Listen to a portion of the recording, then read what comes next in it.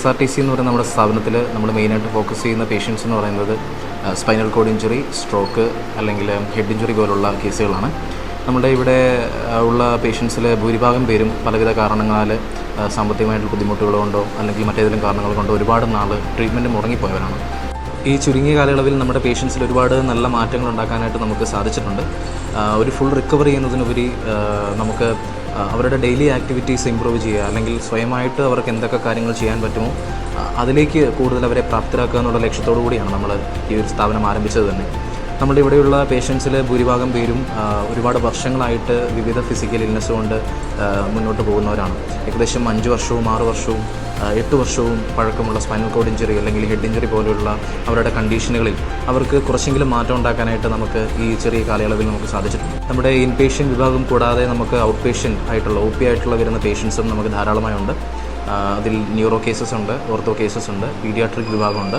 അവരിലെല്ലാം തന്നെ നമുക്ക് നല്ല നല്ല റിസൾട്ട് എത്തിക്കാനായിട്ട് നമ്മുടെ സ്ഥാപനത്തിലൂടെ സാധിച്ചിട്ടുണ്ടെന്നുള്ളത് വലിയൊരു കാര്യമായിട്ട് ഞാൻ കാണുകയാണ്. ടോബി ചേട്ടൻ 2 വർഷം മുന്നേ സ്പൈനൽ കോഡ് ഇഞ്ചുറി ആയ പേഷ്യൻ്റാണ്. അപ്പോൾ ആൾ കണ്ടിന്യൂസ് ആയിട്ട് 5 മാസം മാത്രമേ ഫിസിയോതെറാപ്പി ചെയ്തിട്ടുള്ളൂ. പിന്നെ ബെഡ് സോർ വന്ന് 2 മാസം കിടപ്പിലായി, പിന്നെ കംപ്ലീറ്റ് ഗ്യാപ്പായിരുന്നു. അത് കഴിഞ്ഞിട്ട് ഇങ്ങോട്ട് വന്നിട്ട് ഇപ്പോൾ ഒരു 4 മാസമായി. ഇവിടെ വന്നപ്പോൾ ടോബി ചേട്ടന് 2 കാലിലേക്കും സെൻസേഷനും കാര്യങ്ങളൊന്നും ഇല്ലായിരുന്നു. കംപ്ലീറ്റ് ബെഡ് റിഡൻ ആയിരുന്നു. നമ്മളിപ്പോൾ മൂവ്മെൻറ്റ്സ് കൊടുക്കുകയാണെങ്കിലും പാസീവ് മൂവ്മെൻറ്റ്സാണ് കൊടുത്തോണ്ടിരുന്നത്.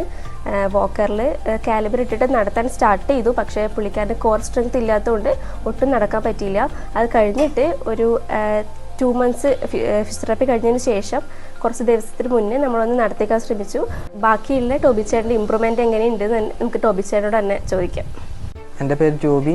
ഞാൻ സ്പൈനൽ കോഡ് ഇഞ്ചുറി ആയിട്ട് ഇവിടെ വന്നതാണ്. ഞാൻ മരത്തേന്ന് വീണ സ്പൈനൽ കോഡ് ഇഞ്ചുറി പറ്റിയാണ്. ഞാൻ വന്നിട്ട് ഇപ്പോൾ 3-4 മാസത്തോളമായി. ഞാനിവിടെ വന്നത് ഫിസിയോ ചെയ്യാൻ വേണ്ടിയാണ്. ഫിസിയോ ചെയ്ത് ഇപ്പോൾ എനിക്ക് ആദ്യം ഞാൻ ഇവിടെ വന്നത് വീൽ ചെയറിലാണ് വന്ന്. എനിക്ക് തന്നെ ഒന്ന് എണീക്കാനോ പറക്കാനോ ഒന്നും കഴിയില്ലാനോ. ഞാൻ ഇപ്പോൾ ഇവിടെ വന്ന് ഫിസിയോ ചെയ്ത് ഇപ്പോൾ കാലിബർ ഉപയോഗിച്ച് എനിക്ക് നടക്കാൻ പറ്റുന്നുണ്ട്. വാക്കറിൽ കാലിബർ ഉപയോഗിച്ച് സ്വന്തമായിട്ട് ഞാൻ നടക്കുന്നുണ്ട്. ആരും തന്നെ ഇതായി നടക്കാൻ പറ്റുന്നുണ്ട്. ഞാൻ ടോബിൻ്റെ ഭാര്യയാണ്. എൻ്റെ പേര് ദൃശ്യ. ഞങ്ങളിവിടെ ബെഡ് സോറായിട്ട് റെസ്റ്റിലിരിക്കുമ്പോഴാണ് ഇവിടുത്തെ ഈ ഒരു സെൻറ്ററിനെ പറ്റി അറിയുന്നതും ചേട്ടനെ ഇവിടെ കൊണ്ടുവരാനൊക്കെ ഒരു ഇത് അറിഞ്ഞു തന്നത്. അങ്ങനെ ഞങ്ങളിവിടെ കുട ഉണ്ടാക്കാനായിട്ട് വന്ന് ഇവിടെ കണ്ട് ഇവിടുത്തെ ചുറ്റുപാടൊക്കെ ഒന്ന് കണ്ട് മനസ്സിലാക്കിയപ്പം ഇവിടെ ഒരു 3 മാസം നിന്ന് നോക്കട്ടെ എന്ന് വിചാരിച്ചിട്ടാണ് ഞങ്ങളിവിടെ വന്നത്. ഇവിടെ വന്നതിന് ശേഷമാണ് ചേട്ടായി വാക്കറിലൊന്നും ചേട്ടായി നടക്കില്ലായിരുന്നു, ഒട്ടും നടക്കില്ലായിരുന്നു. ആ വാക്കറിലേക്ക് കാലിബറിൻ്റെ ഒരു സപ്പോർട്ടോട് കൂടി നടക്കാറായി, സ്വന്തം നിൽക്കാനായി. ആദ്യമൊക്കെ ഞങ്ങൾ തെറാപ്പി ചെയ്യുന്നിടത്തുനിന്ന് വാക്കറിൽ നിൽക്കുകയാണെങ്കിൽ തന്നെ 2 ആൾ അപ്പുറം ഇപ്പുറം പിടിക്കണമായിരുന്നു.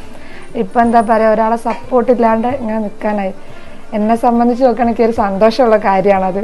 എന്നുവെച്ചാൽ ഞാൻ അന്ന് ഇവിടുത്തെ ഒരു വീഡിയോ, നടക്കുന്നൊരു വീഡിയോ ഞാൻ അന്ന് അന്ന് എൻ്റെ കണ്ണെന്ന് സത്യം പറഞ്ഞാൽ എൻ്റെ കണ്ണെന്ന് അന്ന് വെള്ളം വന്നു പോയി.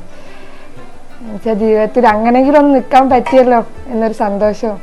പിന്നെന്താ ഇവിടെ അത്രയും സപ്പോർട്ട് കൊടുത്ത് ആ ഒരു ഇതിലെത്തിച്ച ഇവിടെയുള്ള ആൾക്കാരോട് നന്ദിയും പ്രാർത്ഥനയും എന്താ എനിക്കറിയില്ല, ഒരു സന്തോഷം തോന്നിയൊരു നിമിഷമായിരുന്നു അന്ന്.